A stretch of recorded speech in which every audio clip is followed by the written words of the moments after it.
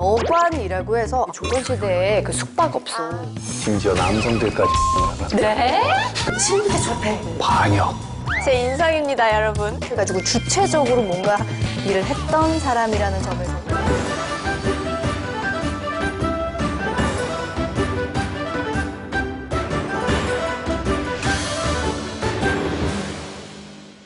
조선시대 궁녀들의 이야기 구주궁궐 여관. 안녕하세요. 여주인 이지혜입니다. 반갑습니다. 구중궁궐 여관의 상선 역을 맡은 그리고 이제 역사적인 이야기를 풀어나갈 역사가 김준우입니다. 안녕하세요. 구중궁궐 여관의 역을 맡은 배우 이은세입니다. 반갑습니다. 반갑습니다.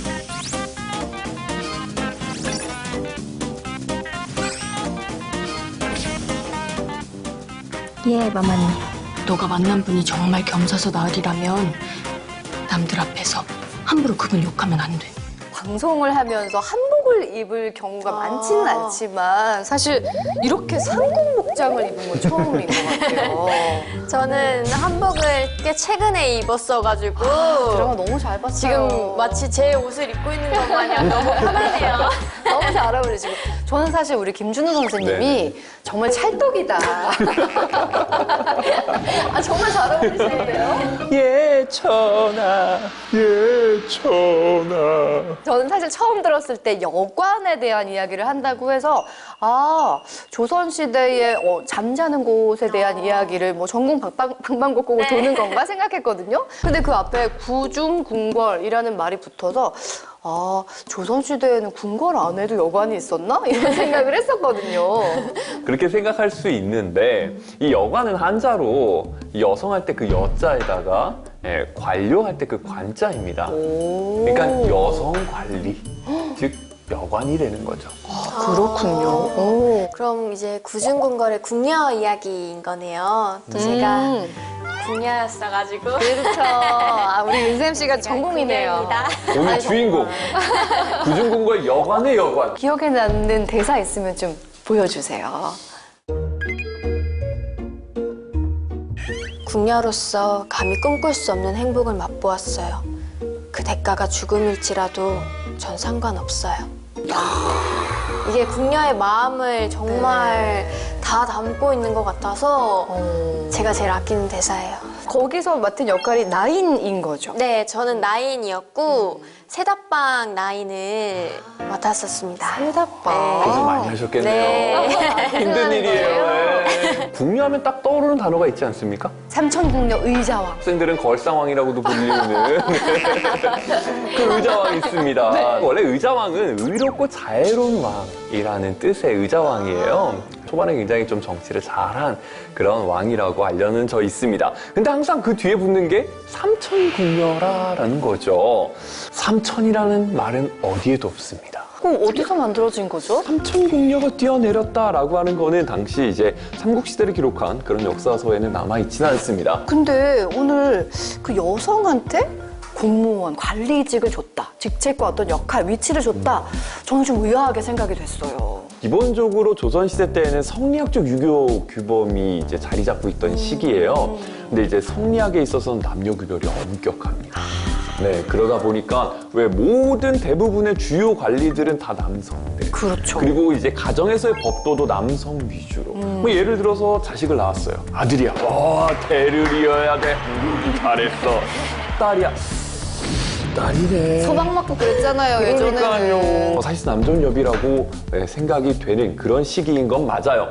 그런데 이게 중요한 건 여성들만 감당할 수 있는 일들이 있다라는 거예요. 여성의 어떤 장점을 살려야 되니까 굉장히 섬세하고 네. 꼼꼼하고. 남자는 바깥일을 하고 여성은 이제 안주인이라고 보통 부르잖아요. 집안일을 이제 관장하는. 네. 이게 이제 사대부가에서도 이제 당연시 여겨졌고, 그러면 궁궐 안에서도 여성들이 필요하다라는 거죠. 그런 이제 필요성에 의해서 이제 여성들도 이제 궁궐에서 일을 하게 되고, 그게 좀 더 체계화되면서 조선시대 때 이런 전문직으로서 거듭나는 모습이 보이게 됩니다.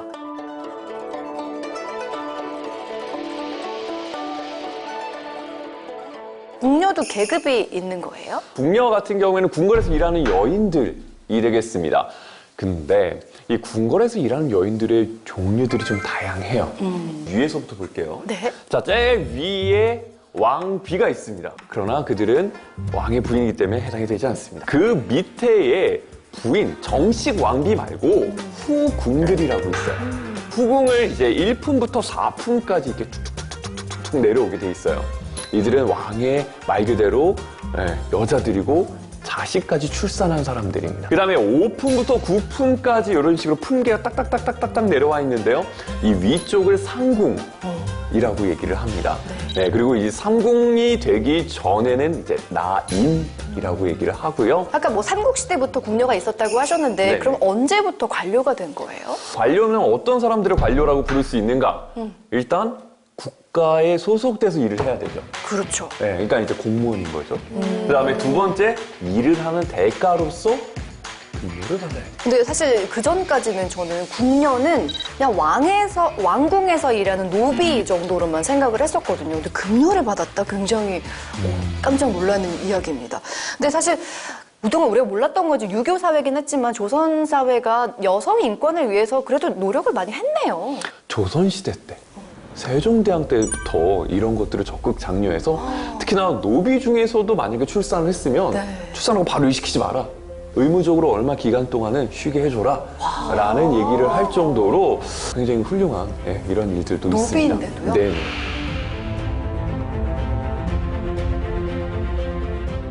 아, 그때 태어났어야 돼. 저는 사실 아이 낳고 40일 만에 일 시작했거든요. 근데 세종 때는 노비들에게도 출산휴가를 줬다. 네, 네. 세상에 와, 너무 얼마나 앞서가는 그러니까요. 거예요. 와.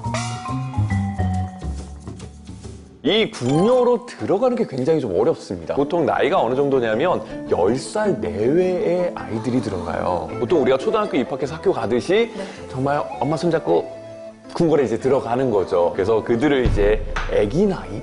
애기 나이. 네, 아, 아기 이름도 나인 혹은 귀엽다. 애기 나인이라고 부르면서 네. 이제 견습 기간을 딱 거치고요. 15년 동안 이제 막 이런 일들을 막 배우고 수습 기간을 배우다 보면은 이제 관례를 치르죠.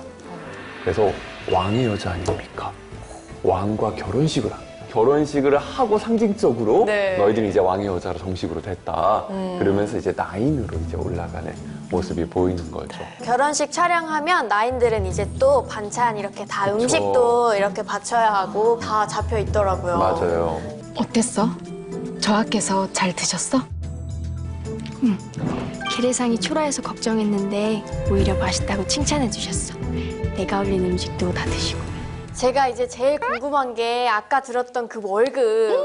월급이 전 너무 궁금하거든요. 우리 다음 편에 우리 같이 공개를 한번 해보죠. 아, 좋습니다. 다음 편은 꼭 봐야겠네요. 정말 궁금해집니다. 본격적인 여관 파헤치기 다음 시간 기대해 주시기 바랍니다. 고맙습니다. 조선시대 연봉 1억을 팔았던 직업이 있다. 정답은 O. 연봉이 1억이요? 월 최대 980만 원. 남조녀비 시대에도 연봉 1억은 우습던 궁녀들. 그 월급의 비밀은 구중궁궐 여관